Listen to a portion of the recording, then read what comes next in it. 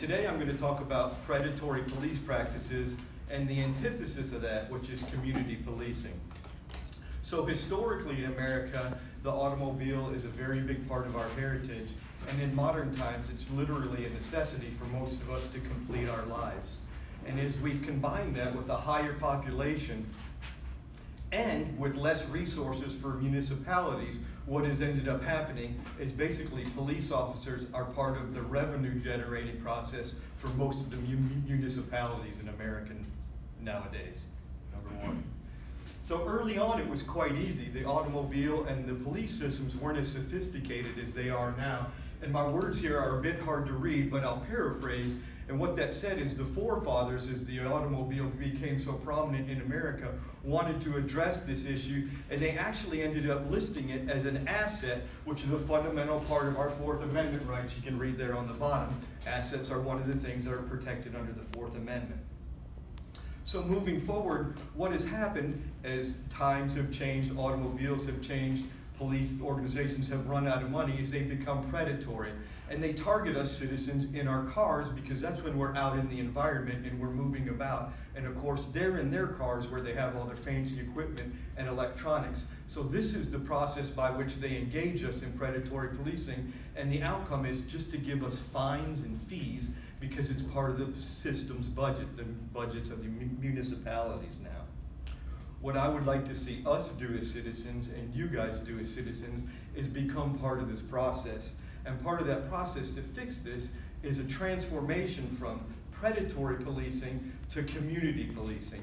And community policing is a system, an organization of utilizing your assets that's actually sponsored by our federal government through the Department of Justice.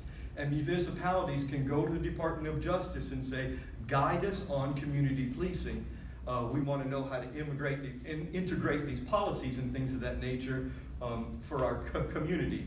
And what it ends up being is the citizens actually take part in policing. You can actually form citizen committees and things of that nature, and you actually have a voice in how the assets of your police departments are used. Numero dos. So this is where we are today. You get pulled over for a small traffic violation or a mere infraction that's administrative, and you end up with a police officer rifling through your car. Now, for everybody that's quite pro-police here, remember I'm retired law enforcement myself, I'm not saying that police are not allowed to search your car.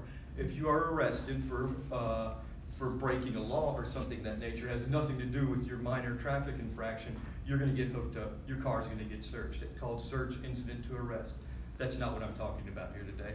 I'm talking about the police officer that pulls you over for speeding or running a red light or being in a school zone and starts rifling through your car and wanting to find stuff.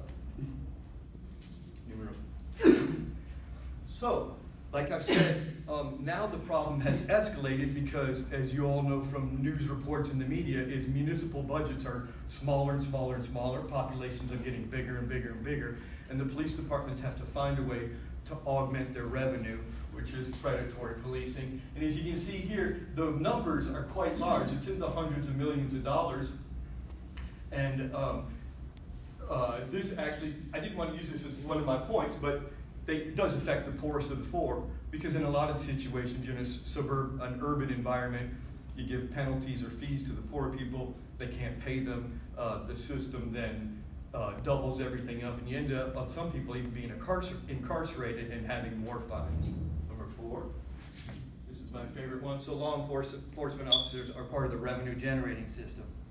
So what I would like to see happen is, number 1, citizens have to take an active part in their local community's politics and policing. So number 1, we want to approach you want to start at the bottom, you want to go to your local representative, your city councilman and things of that nature, and I would chat these people up at the next city council meeting or when they're knocking on your door trying to get a vote and say, hey, do you know that the Department of Justice has community policing programs for us? We can get away from these predatory activities. You actually involve the public in the utilization of the resources that we all pay for as citizens with our taxes, which I think is a good point. All right. So that's it. We're going to engage our local police officers. Number 5, this is what we don't want to do. So you want to make change in your community and you want to be part of the action that's happening. You don't want to put a sign like this in your window and be, what's that word? What jailhouse lawyer? You don't want to be a jailhouse lawyer and start telling the police what they can and can't do. They know what they can and can't do. They've just been in a position to use that to their advantage. And it's time for us to know what they can and can't do, and we share that with each other, and then the boundaries are more natural. And last, number 6. So this is what we want to move forward. This is through the Department of Justice. This is an example of Kansas City has already gone through all this. They already contacted the Department of Justice. The Department of Justice sends a team out. They analyze the types of crimes that go on in your area. They source the resources that you have available to you as a law enforcement entity, and they help devise systems to get back to community policing. Having police officers in your community working for you, not in your community pulling you over and preying on you to get a penalty or a fee from you because you live in the area and they know they can easily come and get that penalty or fee if you don't pay it later. I'm going to leave you with 2 thoughts. One is, engage your local civic leaders, politicians, and police officers, and exercise your rights as a citizen by becoming involved in your local political activities.